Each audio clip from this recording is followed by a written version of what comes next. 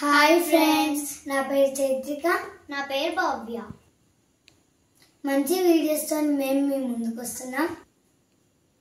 Please మాకు support చేయండి. మా ఛానల్ని సబ్స్క్రైబ్ చేసుకోండి ప్లీజ్.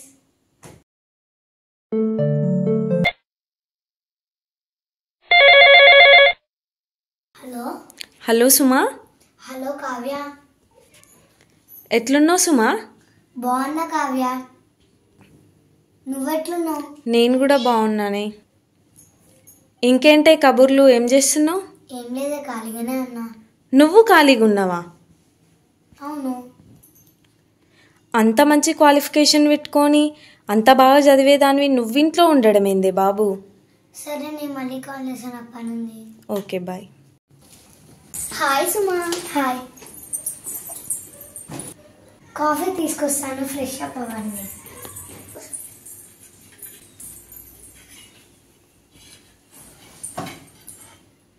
సుమా, ఏంటి ఇంత డల్గా ఉన్నావు? మీరు ఆఫీస్కి వెళ్ళినప్పటి నుంచి నేను చాలా లోన్లీగా ఫీల్ అవుతున్నాను. అవునా, టీవీ చూడొచ్చు కదా. టీవీ ఎంతసేపు అని చూస్తాం, నేను ఏదైనా జాబ్ చేస్తానండి. సుమా, నీకు ఎన్నిసార్లు చెప్పాను, మా ఫ్యామిలీలో ఆడోళ్ళు జాబ్ చేయొద్దు. నీకేం తక్కువైతుందని జాబ్ చేస్తానండి. నేను అవన్నీ తెస్తున్నాను కదా. ఫుడ్లో ఏమైనా ప్రాబ్లం ఉందా? బట్టల్లో ఏమైనా ప్రాబ్లం ఉందా? సంపాదించినవన్నీ నీకే ఇస్తున్నాను కదా, నువ్వు ఇలా ఎందుకు ఆలోచిస్తున్నావు? కాదండి, ఏదో లోటు ఉందని కాదు. మీరు ఆఫీస్కి వెళ్ళాక, పిల్లలు స్కూల్కి వెళ్ళాక 4 గోడల మధ్య నరకం చూస్తున్నా. వెళ్ళేటప్పటికి ఇంట్లో పని మొత్తం అయిపోతుంది. ఇరుగు పొరుగు వాళ్ళతో ఏం మాట్లాడినా ఏ పెంట నెత్తిలో పడుతుందో అని భయం అవుతుంది. అయినా మా అమ్మ నాన్న కష్టపడి చదివించారండి.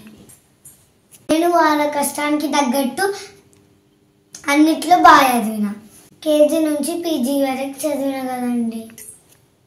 నన్ను ఖాళీగా ఎలా ఉండమంటారు?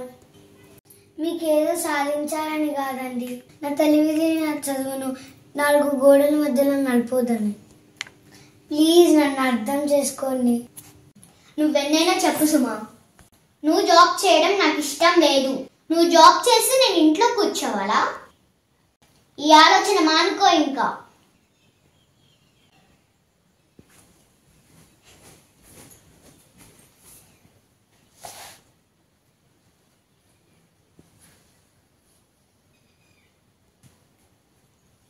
నాలాగా బాగా చదువుకొని, నాలాగా తెలుగు ఉండి ఎంతో మంది ఆడవాళ్ళు ఇంట్లోనే మిగిలిపోతున్నారు. దయచేసి అర్థం చేసుకోండి, చదువుకున్న చదువుని వృధా చేయకండి.